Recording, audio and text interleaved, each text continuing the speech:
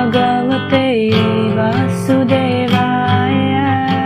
Shravanam Diaries Podcast.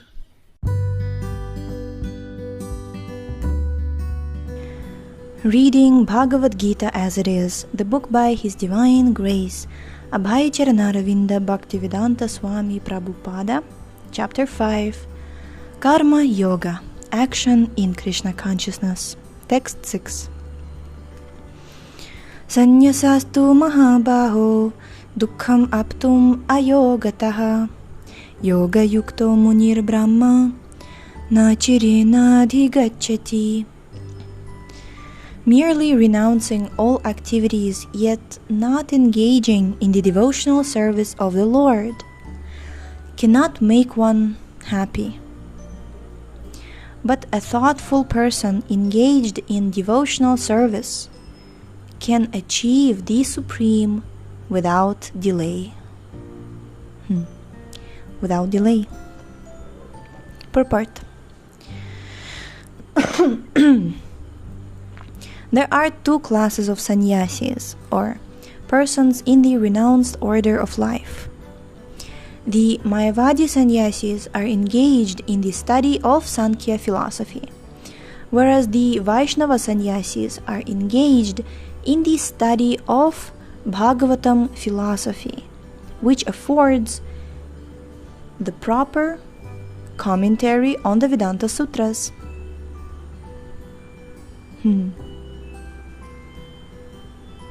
Bhagavatam philosophy. The Mayavadi sannyasis also study the Vedanta Sutras, but use their own commentary called Shariraka Bhashya, written by Shankaracharya. The students of the Bhagavata school are engaged in the devotional service of the Lord, according to Pancharatriki regulations, and therefore the Vaishnava sannyasis have multiple engagements in the transcendental service of the Lord. The Vaishnava sannyasis have nothing to do with material activities, and yet they perform various activities in their devotional service to the Lord. But the Mayavadi sannyasis engaged in the studies of Sankhya and Vedanta and speculation cannot relish the transcendental service of the Lord, because their studies have become very tedious. They sometimes become tired of Brahman speculation, and thus they take shelter of the Bhagavatam without proper understanding. Consequently, their study of the Srimad Bhagavatam becomes troublesome.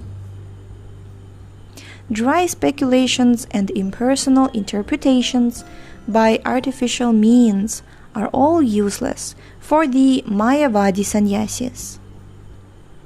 The Vaishnava sannyasis who are engaged in devotional service are happy in the discharge of their transcendental duties. Transcendental duties. And they have the guarantee of ultimate entrance into the kingdom of God. The Mayavadi sannyasis sometimes fall down from the path of self-realization and again enter into material activities of a philanthropic and altruistic nature, which are nothing but material engagements.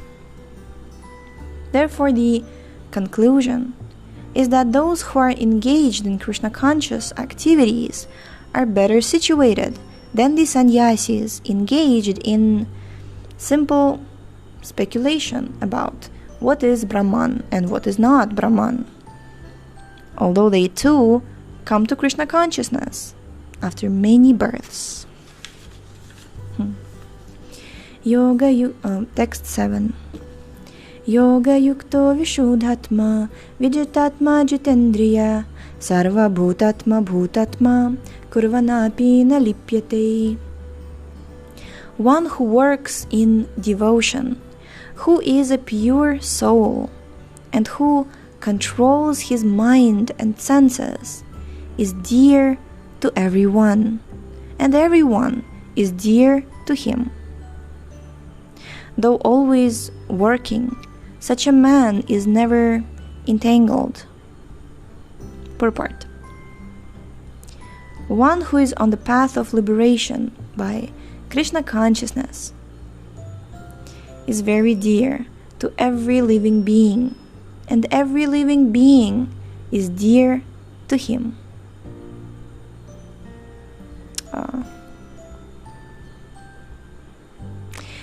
This is due to his Krishna consciousness. Such a person cannot think of any living being as separate from Krishna, just as the leaves and branches of a tree are not separate from the tree. He knows very well that by pouring water on the root of the tree, the water will be distributed to all the leaves and branches.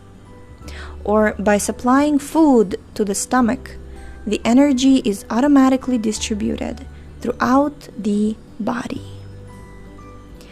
Because one who works in Krishna consciousness is servant to all, he is very dear to everyone. He is a servant to all.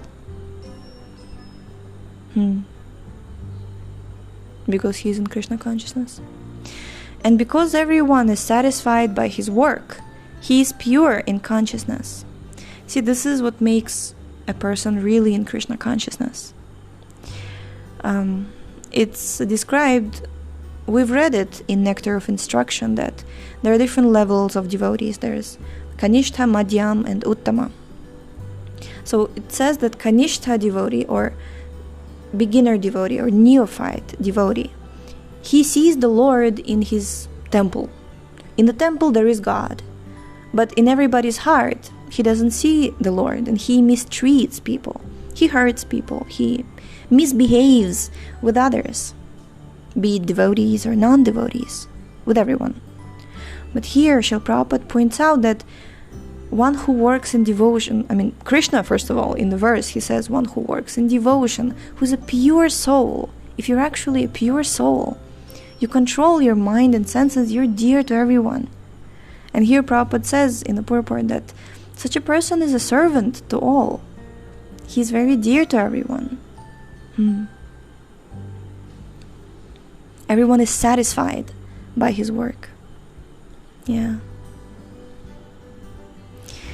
And because everyone is satisfied by his work, he is pure in Krishna. He is pure in consciousness. Okay, because he is in Krishna consciousness, he is pure in consciousness. Because he is pure in consciousness, his mind is completely controlled. And because his mind is controlled, his senses are also controlled. Because his mind is always fixed on Krishna, there's no chance of his being deviated from Krishna. Nor is there a chance that he will engage his senses in matters other than the service of the Lord.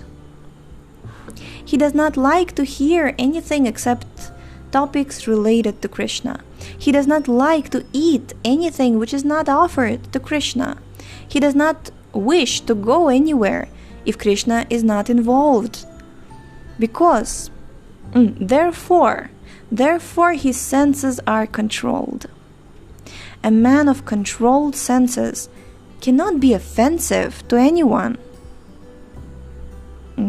One may ask, why then was Arjuna offensive in battle to others? Wasn't he in Krishna consciousness?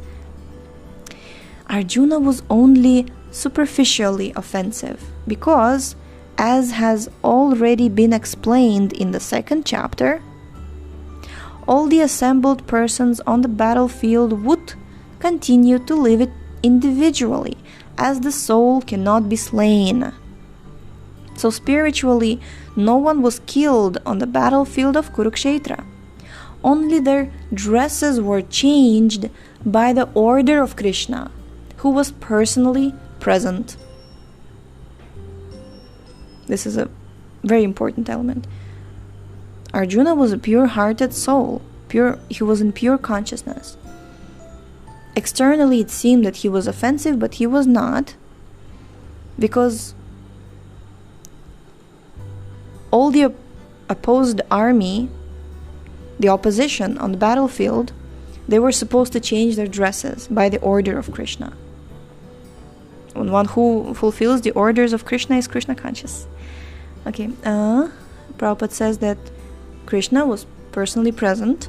Therefore, Arjuna, while fighting on the battlefield of Kurukshetra, was not really fighting at all.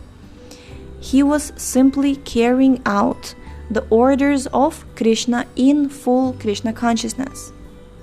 Such a person is never entangled in the reactions of work.